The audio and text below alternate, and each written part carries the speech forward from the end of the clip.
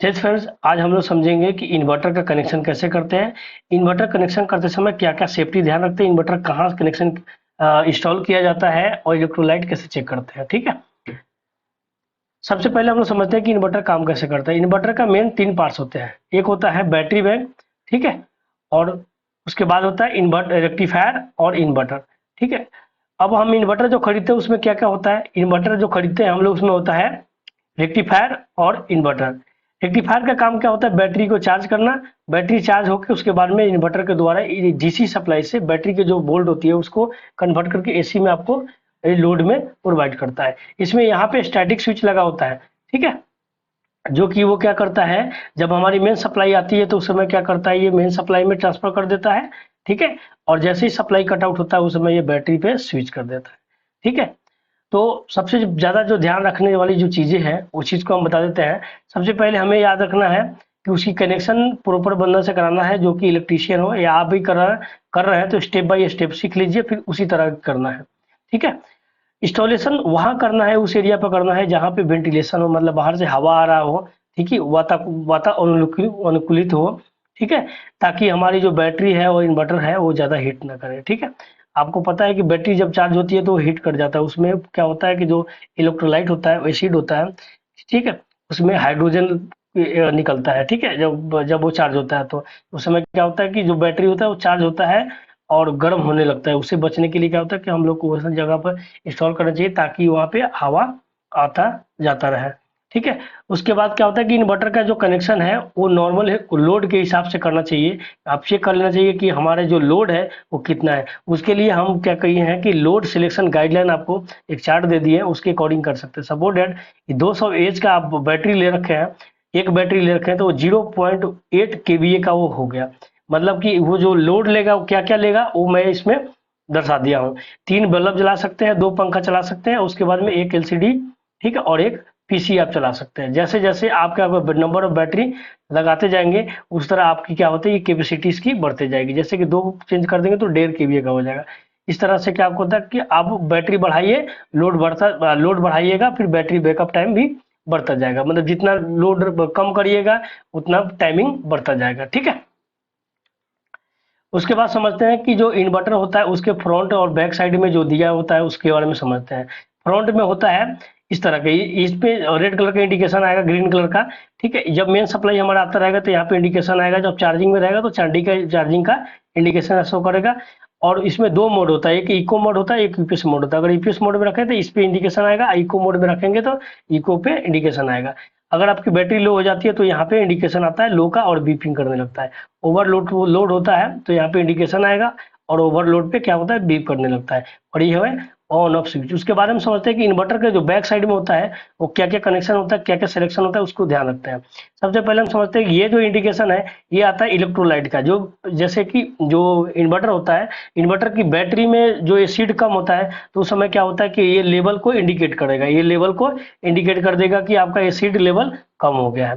ठीक है, उसके बाद इसमें 2 टर्मिनल होता है, रेड वाले को पॉजिटिव टर्मिनल बोलते हैं, इसको निगेटिव टर्मिनल। ठीक है, तो इसको क्या करना है कि जो बैटरी को जो पॉजिटिव टर्मिनल है उसमें कनेक्ट करना है, इसको निगेटिव टर्मिनल में कनेक्ट करना है। उसको नेक्स्ट पेज में देखेंगे।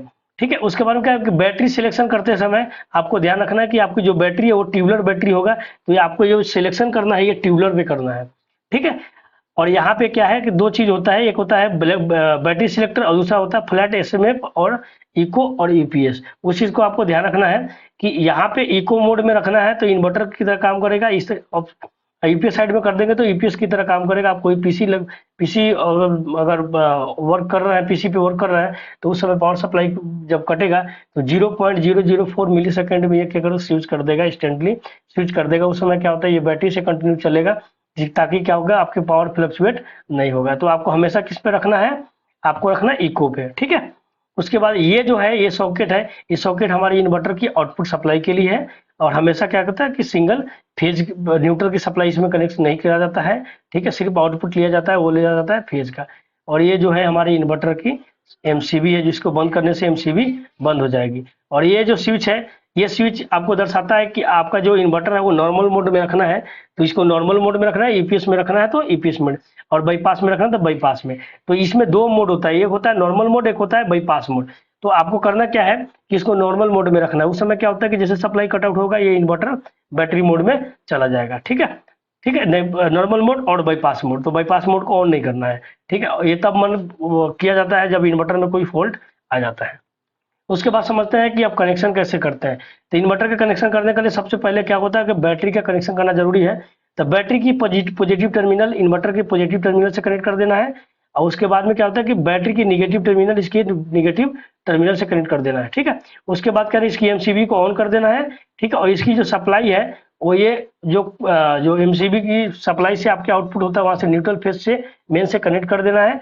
उसके बाद क्या करना है इसकी एमसीबी को ऑन कर देना है, और उसके बाद क्या करना है कि ये सॉकेट है उसमें लाइन टेस्टर से चेक करना है कि इस साइड आ रहा है फेज की इस साइड आ रहा है। जिस साइड फेज आ रहा है उस साइड क्या करना है वायर को एक टॉप में कनेक्ट करके लाइन साइड में करके इसको कनेक्ट कर देना। उसके बाद में आपको स्विच में कनेक्ट कर देना है और इसकी सप्लाई ऑन कर देना है। उस समय क्या होगा कि आपकी सप्लाई अब इन्वर्टर से चलने लगेगा। जैसे ही सप्लाई कट आउट होगा ये इन्वर्टर बैटरी से सप्लाई देना चालू होगा। मतलब कि इसमें क्या है कि आपको न्यूट्रल की सप्लाई कनेक्शन नहीं करना, क्योंकि न्यूट्रल एक ऑलरेडी इससे ले रहा है। ठीक है, उसके बाद में ध्यान रखना है हमें कि बैटरी कैसे चेक करते हैं उसके बारे में। तो बैटरी चेक करने के लिए जो हमारी इक्विपमेंट है वो है हमारे हाइड्रोमीटर, जिसे हम इलेक्ट्रोलाइट को चेक कर सकते हैं, एसिड को चेक कर सकते हैं, और दूसरा होता है मल्टीमीटर जिसे हमें वोल्टेज चेक करना है।